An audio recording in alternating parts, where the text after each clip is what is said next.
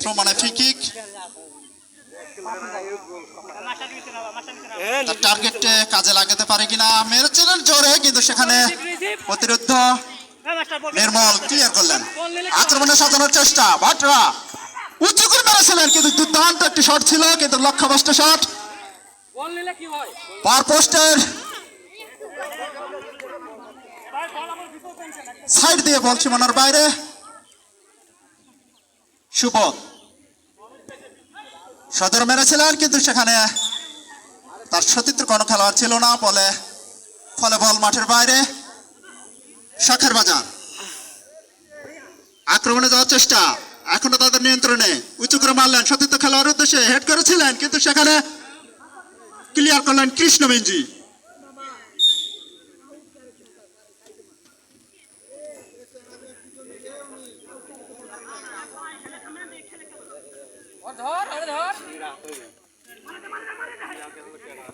উঁচু করে মারলেন সেখানে কিন্তু না, সেখানে কোনো বিপদ নয়। হাজারপুরের বল সীমানার বাইরে।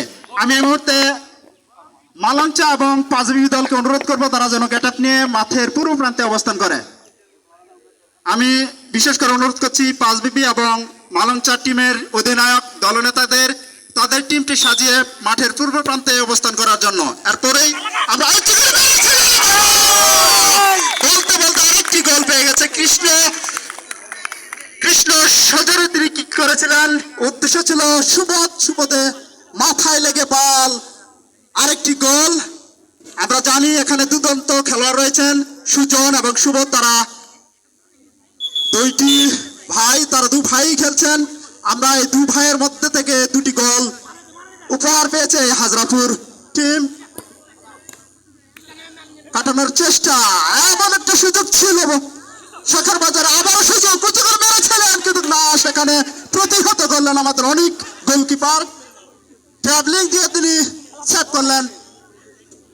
আবার আক্রমণে যাওয়ার চেষ্টা কিন্তু ছুটছেন, দেখা যাক সদর মেরেছেন কিন্তু গোলকিপারের কড়া পাহারায়।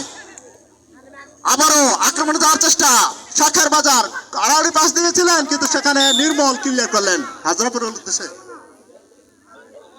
শুধু দর্শক আপনারা দেখছেন খুব চমৎকার এবং সেই চাঞ্চল্যকর সেই খেলাটি আপনারা উদ্বোধনী ম্যাচ দেখতে চান। আপনারা সুপ্রিয় দর্শক আজকের এই খেলায়